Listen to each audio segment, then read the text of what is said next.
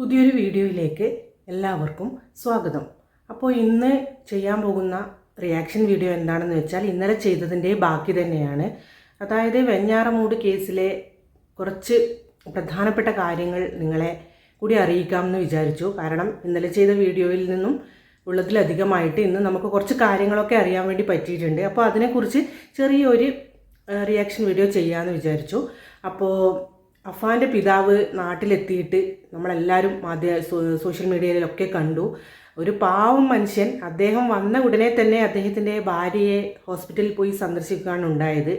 അതിനുശേഷം അദ്ദേഹം തൻ്റെ ഇളയ മകനെയും അതുപോലെ തന്നെ ജ്യേഷ്ഠനെയും ജ്യേഷ്ഠൻ്റെ ഭാര്യ ഉമ്മ തുടങ്ങിയവരുടെ എല്ലാം ഖബറിടങ്ങൾ സന്ദർശിക്കുന്നതും ഒക്കെ ആയിട്ടുള്ള കാര്യങ്ങളൊക്കെ നമ്മളെല്ലാവരും കണ്ടു. വളരെ ഹൃദയവേദനയോടെ അല്ലാതെ അതൊന്നും നമുക്ക് കണ്ടു നിൽക്കാൻ കഴിയില്ല എന്നാണ് എനിക്ക് നിങ്ങളോട് പറയാനുള്ളത്. ഒരു വല്ലാത്ത ഒരു അവസ്ഥ തന്നെയായിപ്പോയി. മനുഷ്യന്മാർ തന്നെയല്ലേ ഇവരൊക്കെ? എന്താണ് ആലോചിക്കുമ്പോൾ അവരും മനുഷ്യന്മാർ തന്നെയാണല്ലേ. ഒരു 23 വയസ്സായ ഒരു മകൻ ചെയ്ത കാര്യം എന്താണ്? 7 വർഷത്തിന് ശേഷം നാട്ടിലെത്തിയ ആ മനുഷ്യൻ കാണുന്നത് തൻ്റെ ഇളയ മകൻ്റെ ഖബറും ഏട്ടൻ്റെയും അതുപോലെ തന്നെ ഏട്ടൻ്റെ ഭാര്യയുടെയും ഉമ്മയുടെയും ഒക്കെ മരിച്ചു കിടക്കുന്ന അവർ കിടക്കുന്ന ആ ഖബറിടങ്ങൾ എല്ലാം ദൈവം പരിശുദ്ധാക്കി കൊടുക്കട്ടെ. ദൈവമേ, അദ്ദേഹത്തിൻ്റെ ആ ഒരു മനസ്സിലുള്ള ആ ഒരു വിഷമവും അദ്ദേഹം ആ വന്നിറങ്ങിയ ആ സമയമൊക്കെ ഒരു വല്ലാത്തൊരവസ്ഥ തന്നെയാണല്ലേ. ഒരു കുടുംബത്തെ സ്നേഹിക്കുന്ന ഒരാൾക്കും അതൊന്നും കണ്ടു നിൽക്കാനോ നമുക്കത് കേൾക്കുമ്പോൾ തന്നെ നമുക്ക് വിഷമമാവുന്നു. അതൊന്നും ആർക്കും പറഞ്ഞ് ഫലിപ്പിക്കാനോ ആവില്ല. ഒരു ചെറിയ വീഡിയോ ഉണ്ട്, അത് നമുക്കൊന്ന് കണ്ടു നോക്കാം. പക്ഷേ ഒരിക്കലും ഒരു ജീവിതത്തിൽ ഒരു ഘട്ടത്തിൽ പോലും ഇത്തരം ഒരു സാഹചര്യത്തിലൂടെ ഒരു മനുഷ്യനും കടന്നു പോകാൻ കഴിയില്ല, അതല്ലെങ്കിൽ അത് താങ്ങാൻ കഴിയുന്ന ഒരു സാഹചര്യം അദ്ദേഹത്തിന് ഉണ്ടാകട്ടെ എന്ന് മാത്രമേ നമുക്ക് ആഗ്രഹിക്കാൻ കഴിയൂ.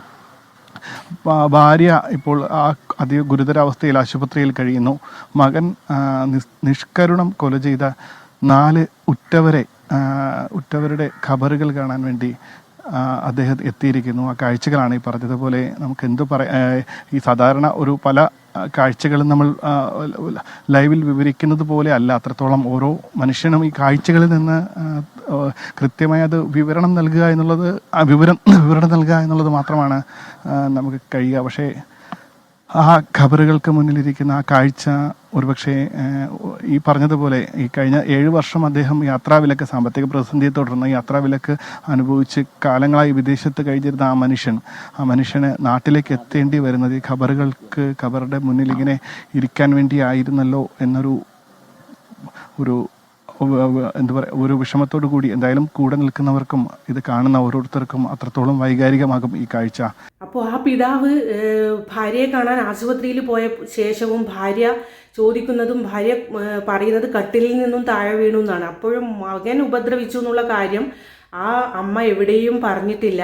കാരണം എന്താണെന്ന് വെച്ചാൽ അവർ കാര്യങ്ങളൊന്നും ഇതുവരെയും അറിഞ്ഞിട്ടില്ല എന്നാണ് നമുക്ക് അറിയാൻ പറ്റിയിട്ടുള്ളത്. ഇളയ മകൻ മരിച്ച കാര്യവും ഇളയ മകൻ ആങ്ങളയുടെ വീട്ടിലാണ് ഉള്ളതെന്നാണ് അവരെ പറഞ്ഞ് ബോധ്യപ്പെടുത്തിയിട്ടുള്ളത്. കാരണം അവർ ആകെ വിഷമിച്ച് വയലൻ്റായാൽ റിക്കവറി ഇനിയും കുറേ നമുക്ക് വിദൂരമാകുന്നത് കൊണ്ട്, റിക്കവറി ഇപ്പോഴൊന്നും സാധ്യമല്ലാത്തത് കൊണ്ട് തന്നെ അവരുടെ മനസ്സ് നല്ല സ്ട്രോങ് ആയിരിക്കേണ്ടതുണ്ട്. അതുകൊണ്ട് തന്നെ അവരോട് ഈ മരിച്ച കാര്യങ്ങളൊന്നും തന്നെ അവരോട് പറഞ്ഞിട്ടില്ല. അതുകൊണ്ടായിരിക്കാം മകനെ രക്ഷിക്കുന്നതിന് വേണ്ടിയിട്ട് അവർ കട്ടിൽ നിന്ന് താഴെ വീണയെന്ന് പറയുന്നുണ്ട്. മകനെക്കുറിച്ച് ചോദിച്ചുകൊണ്ടിരിക്കുകയാണെന്നും പറഞ്ഞു. ഭർത്താവിനോടും മകനെക്കുറിച്ചാണ് ചോദിച്ചത്. എന്നാൽ ഇളയ മകൻ മരിച്ചില്ല എന്നുള്ള ആ ഒരു ആശ്വാസവും, മരിച്ചിട്ടില്ല എന്നാണല്ലോ അവരോട് പറഞ്ഞിട്ടുള്ള ആ ആശ്വാസം ആ ഉമ്മക്ക് മനസ്സിലുണ്ടാവും. എന്നിട്ട് പോലും ഈ ക്രൂരനായ മകനെ സപ്പോർട്ട് ചെയ്യാനാണ് ആ ഉമ്മ പറയുന്നത്. ഇപ്പം അവൻ്റെ മൊഴി പുറത്തേ വന്നിട്ടുണ്ട് എന്നാണ് അറിയാൻ കഴിയുന്നത്. എല്ലാത്തിലും ഒരുതരം വൈരുദ്ധ്യമാണ് കാണാൻ പറ്റുന്നത്. ഉമ്മ ഒരു ക്യാൻസർ പേഷ്യൻ്റ് ആയിരുന്നു. അതുപോലെ തന്നെ ഉമ്മയ്ക്ക് മരിക്കണം എന്ന് ആഗ്രഹം ഉണ്ടായിരുന്നു പോലും. കാരണം സാമ്പത്തിക ബാധ്യത തന്നെ. ഉപ്പ പറയുന്നുണ്ട് 65 ലക്ഷം കടം ഒന്നും ഉണ്ടായിരുന്നില്ല. അത് ബിസിനസ്സുമായിട്ട് ബന്ധപ്പെട്ട കാര്യമാണ്. അത് മകനെ ബാധിക്കേണ്ട കാര്യമൊന്നുമില്ല എന്നാണ് അയാൾ ഇപ്പോഴും മാധ്യമങ്ങളോടൊക്കെ പ്രതികരിച്ചിട്ടുള്ളത്. പിന്നെ ഇവൻ എന്താണ് പറ്റിയത്? ഇവൻ എന്തിനാണ് ആ ചെറിയ മോനെയെങ്കിലും അവന് ബാക്കി വെക്കാമായിരുന്നില്ലേ? അവൻ എന്തിനത് ചെയ്തു? അവൻ എന്ന് പറഞ്ഞു കഴിഞ്ഞാൽ അവൻ ആ ജയിലിൽ നിന്നല്ല, അവൻ ആ പോലീസ് സ്റ്റേഷനിൽ നിന്നും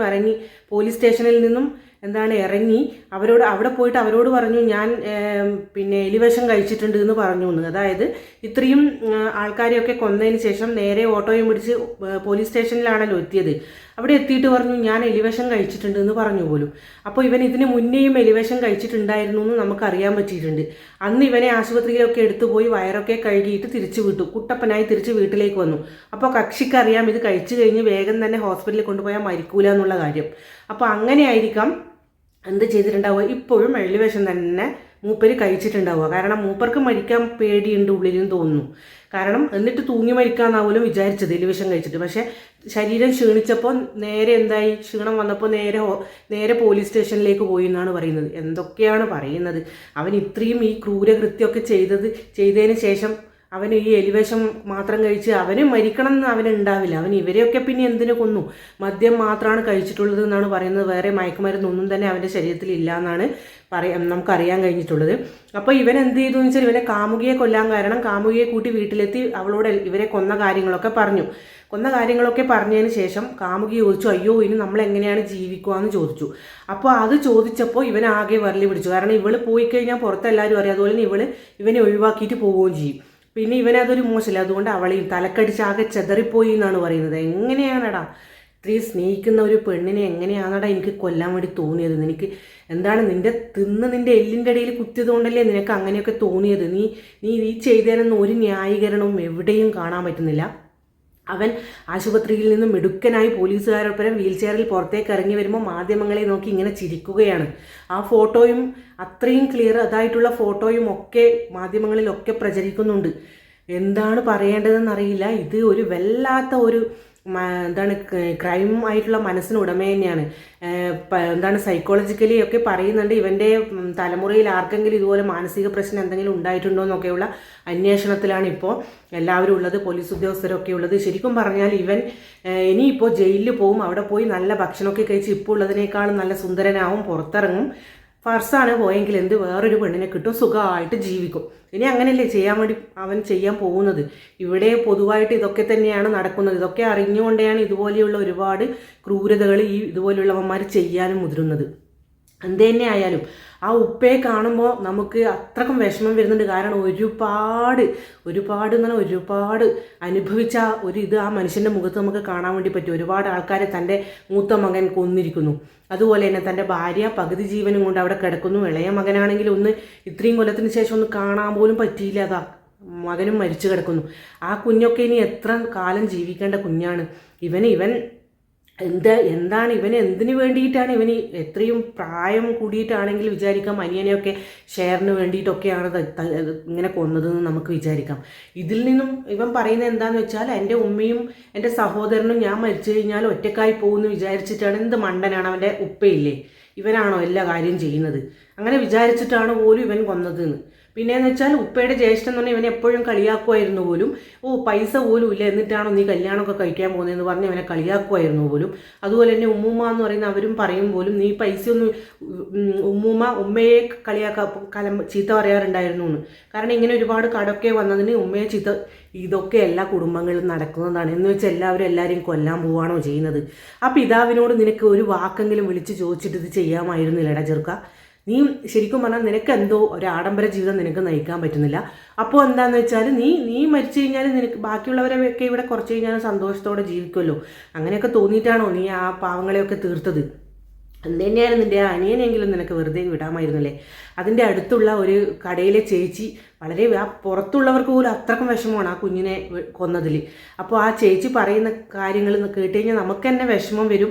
ആ കുട്ടി ആ കടയിലൊക്കെ അഫാൻ്റെ അനുജനുണ്ടല്ലോ കടയിലൊക്കെ പോവാറുണ്ട് എന്നൊക്കെ പറഞ്ഞിട്ട് ആ ചേച്ചി പറയുന്ന കുറച്ച് കാര്യം നമുക്ക് ഒന്ന് കണ്ടു നോക്കാം. അതിനുശേഷം ബാക്കി പറയാം. കടയിൽ വരും 10-13 വയസ്സാകുമ്പോൾ ഭൂമിയിൽ എന്തൊരു സുഖാനുഭവിച്ചു. വലുതൊക്കെ ആയെങ്കിൽ അവരങ്ങനെ എന്തെങ്കിലും ഷെയറിന് വേണ്ടി ഇത് കൊച്ചു കുട്ടി എന്തിനും ആ ഒരു വിഷമം നമുക്ക് ഞങ്ങളൊക്കെ ഉറങ്ങിയിരിക്കുന്നു. ഒരു മോനാവൻ വെറുതെ വിടാൻ അതേ ഉള്ളൂ. അപ്പോൾ നോക്കി ഈ അടുത്തുള്ളവർക്ക് ആ അയൽവക്കത്തുള്ളവർക്ക് പോലും വിഷമമാണ്. എടാ നീ എന്തിനാണ് ആ ചെറിയ അനിയനെ നീ കൊന്നത്? ഇത്രയും ചെറിയ മോൻ എന്താണ് വലുതായിട്ടുണ്ടെങ്കിൽ വീടിൻ്റെ ഷെയറോ അല്ലെങ്കിൽ വേറെ എന്തെങ്കിലും ഷെയർ ചോദിക്കുമെന്ന് വിചാരിച്ചിട്ടാണ് തല്ലി അടിച്ചു കൊന്നത് എന്ന് വിചാരിക്കാം. അല്ലാതെ എന്താണ് നിനക്ക് കുറച്ചെങ്കിലും സ്നേഹം ഉണ്ടായിരുന്നെങ്കിൽ നീ ഇത് ചെയ്യുമായിരുന്നോ? ഒരിക്കലും തന്നെ ചെയ്യുമായിരുന്നില്ല. നീ ഇപ്പോഴും നിനക്ക് ഒരു കുറ്റബോധം ഉള്ളതായിട്ട് നിൻ്റെ ആ ചിത്രങ്ങളിലോ നിൻ്റെ വീഡിയോയിലോ ഒന്നും തന്നെ നമുക്ക് ആർക്കും തോന്നുന്നില്ല. നീ ആ ഇറങ്ങി വരുമ്പോൾ ആയാലും നീ പോലീസ് സ്റ്റേഷനിൽ വരുമ്പോൾ ഇനി എന്ത് തന്നെയായാലും നിനക്ക് നീ ഇനിയൊരു മാനസിക രോഗിയാണെന്ന് വരുത്തി തീർക്കാൻ ശ്രമിച്ചാൽ പോലും അതൊന്നും അത്രയും ഒരു സിമ്പതി നിന്നോട് തോന്നുന്നില്ല. കാരണം എന്താണ്, ഇത് നീ വെറുതെ ഉണ്ടാക്കി വെച്ച ഒരു സംഭവമാണ്. നിനക്ക് എന്തോ നിൻ്റെ ഇതിലെന്തോ പ്രശ്നം വന്ന് നീ എല്ലാവരെയും തീർത്തു. അല്ലാതെ നിൻ്റെ ഉപ്പ തന്നെ പറയുന്നു, ഇവൻ്റെ ഉപ്പ തന്നെ പറയുന്നുണ്ട് കടം ഒന്നും ഇവനെ ബാധിക്കുന്നൊന്നുമല്ല, പിന്നെ ഇവൻ എന്തിനിത് ചെയ്തു എന്നുള്ള. ഇനിയും ഇതൊരു കോംപ്ലിക്കേറ്റഡ് ആയ കേസായിട്ട് ഇനിയും ഇത് പോയിക്കൊണ്ടിരിക്കുകയാണ്. ചിലരൊക്കെ പറയുന്നു എന്തിനാണ് ഇങ്ങനെയൊക്കെ പറയുന്നത്, കൂടുതലും പറഞ്ഞതിനെ കൊണ്ടൊന്നും കാര്യമില്ലല്ലോ, 23 വയസ്സായ കുട്ടിയല്ലേ അവൻ. പക്ഷെ അവനെ ഒരു കുട്ടിയായിട്ടൊന്നും കാണാൻ ഒരിക്കലും തന്നെ പറ്റില്ല. 23 വയസ്സെന്ന് പറഞ്ഞാൽ വീട്ടുകാരെ നോക്കേണ്ട പ്രായമൊക്കെ ആയി. ഇന്ന് മൊബൈലിലെ അതിപ്രസരായാലും സിനിമ കണ്ടിട്ടാണെന്നൊക്കെ ആൾക്കാർ പറയുന്നു. ഇത്രയും ഒരു പെണ്ണിനെ സ്നേഹിക്കാനും ആ പെണ്ണിനെ വിളിച്ചു കൊണ്ടുവരുവാനും അതിനെ കല്യാണം കഴിക്കാനൊക്കെയുള്ള പ്രായം അവനായോ? എങ്കിൽ അവൻ ഈ ലോകത്തിലുള്ള കാര്യങ്ങളൊക്കെ അറിയേണ്ട പ്രായമായി. അപ്പോൾ ഇതെന്ന് പറഞ്ഞാൽ തിന്നിട്ട് എല്ലിൻ്റെ ഇടയിൽ കുത്തി, അത് തന്നെ നമുക്ക് പറയാം. അങ്ങനെ അവൻ ചെയ്തു കൂട്ടിയ കാര്യങ്ങൾ. പിന്നെ എന്താണ്, കാമുകിയൊക്കെ ഇവൻ്റെ കാര്യങ്ങൾ അറിഞ്ഞു കഴിഞ്ഞാൽ പിന്നെ കാമുകിയൊക്കെ പോയി വേറെ കെട്ടി സുഖമായി ജീവിക്കില്ല. അതൊന്നും ഇവന് താങ്ങാൻ പറ്റില്ല. പിന്നെ ഈ എലിവശ നാടകം അത് വേണ്ടായിരുന്നു മോനെ. നീ അത് ചെയ്തത് എന്താണ്, ആൾക്കാരെ ബോധിപ്പിക്കാൻ വേണ്ടി മാത്രമാണെന്ന് മനസ്സിലാകാത്ത ആൾക്കാരൊന്നും അല്ല. ഇത് നിൻ്റെ വേറെ എന്തോ പകവെച്ച് നീ ചെയ്തതാണെന്ന് ആർക്ക് വേണമെങ്കിലും മനസ്സിലാവും. ഇപ്പോഴും ആ ഉമ്മ നിൻ്റെ കൂടെ തന്നെയാണ് നിൽക്കുന്നത്. എന്താണ് കാരണമെന്ന് ആർക്കും അറിയില്ല. എന്തായാലും ആ ഉമ്മ നല്ല സുഖം പ്രാപിച്ച് പുറത്തേക്ക് വരട്ടെ. എല്ലാം താങ്ങാനുള്ള ശക്തി അവർക്ക് കിട്ടട്ടെ എന്ന് മാത്രമാണ് എനിക്ക് പ്രാർത്ഥിക്കാനുള്ളത്. വേറെ ഒന്നും പറയാനില്ല.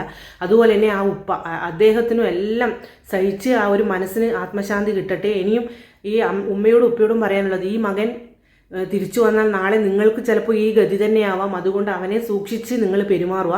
എത്ര കാലം അവൻ ജയിലിൽ കിടക്കുന്നൊന്നും പറയാനൊന്നും പറ്റൂല. പക്ഷേ നിങ്ങളുടെ ഈ കൊലപാതകം നടത്തിയവൻ ഇനി എന്തും ചെയ്യാൻ മടിയില്ലാത്തവനായിരിക്കും.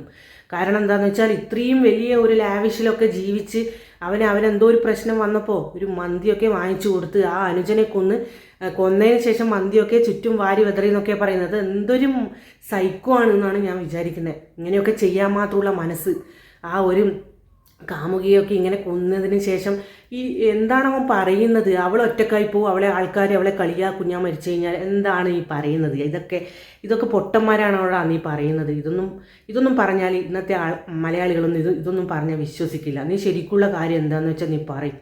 അത്രേ പറയാനുള്ളൂ. അപ്പോൾ എൻ്റെ പ്രിയപ്പെട്ടവരെ, എന്താണ് പറഞ്ഞ് ഒരുപാട് പറഞ്ഞു. ആ ഉപ്പയുടെ വിഷമം കണ്ടപ്പോൾ നമുക്ക് പോലും സഹിക്കാനാവുന്നില്ല. കാരണം എന്താണെന്ന് വെച്ചാൽ ഒരു ശരാശരി മലയാളി എന്ന് പറയുന്നത് ഇതുപോലെയുള്ളതൊന്നും താങ്ങാൻ പറ്റാത്ത ആൾക്കാർ തന്നെയാണ്. നമുക്ക് ഈ വർഷം തുടങ്ങിയത് തൊട്ട് തന്നെ ഒരുപാട് ഇതുപോലുള്ള കാര്യങ്ങളാണ് നമ്മൾ കേൾക്കുന്നത്, വിഷമിപ്പിക്കുന്ന കാര്യങ്ങൾ തന്നെ. ഇതൊക്കെയെന്ന് പറഞ്ഞാൽ എന്താണ്, കേട്ട് നിൽക്കുമ്പോൾ കണ്ടു നിൽക്കുമ്പോൾ ഇതുപോലെയുള്ള വീഡിയോ ഒക്കെ ചെയ്ത് എല്ലാവരെയും അറിയിക്കണം എന്നുള്ള ഉള്ളത് കൊണ്ട് തന്നെയാണ് ഇങ്ങനെയുള്ള വീഡിയോസൊക്കെ ചെയ്യുന്നത്. നിങ്ങൾക്കൊന്നും വേറെ പണിയില്ലേ എന്നൊക്കെ പലരും ചോദിക്കുന്നുണ്ട്. അവരോട് എനിക്ക് പറയാനുള്ള ഒരു കാര്യം എന്താണെന്ന് വെച്ചാൽ, നമുക്കൊക്കെ വലിയ പണി തന്നെയുണ്ട്. ഇങ്ങനെ ഒരു വീഡിയോ ഒക്കെ ചെയ്ത് അത് പുറത്തേക്ക് കൊണ്ടുവരണമെങ്കിൽ നമ്മൾ ഒരുപാട് പണി ചെയ്തിട്ട് തന്നെയാണ് കൊണ്ടുവരുന്നത്. വെറുതെ അങ്ങോട്ട് കൊണ്ടുവരുന്നില്ല. അതുകൊണ്ട് അതുമാതിരിയുള്ള ഡയലോഗൊന്നും അടിച്ചിട്ട് ദയവ് ചെയ്തിട്ട് ആരും വരല്ലേ. നിങ്ങൾക്കും ഇതുപോലെയൊക്കെ ചെയ്യാം. ചെയ്യുന്നവരോട് നിങ്ങൾക്ക് അങ്ങനെ ചെയ്തുകൂടെ ഇങ്ങനെ ചെയ്തുകൂടെ എന്നൊക്കെ പറഞ്ഞു വരാനുള്ള ആ ഒരു ഇത് മാത്രം ചെയ്യാതിരുന്നാൽ മതി. അപ്പോൾ എൻ്റെ എല്ലാ പ്രിയപ്പെട്ടവർക്കും എന്നെ സപ്പോർട്ട് ചെയ്യുന്നതിന് ഒരുപാട് നന്ദി പറയാനുണ്ട്. എല്ലാവരും നല്ല സപ്പോർട്ടാണ് തരുന്നത്. അപ്പോൾ ഇനി അടുത്തൊരു വീഡിയോ ആയിട്ട് വരുന്നത് വരെ എല്ലാവർക്കും ടാറ്റ. അപ്പോൾ മറക്കരുത് സബ്സ്ക്രൈബ്, ഷെയർ ആൻഡ് ലൈക്ക്.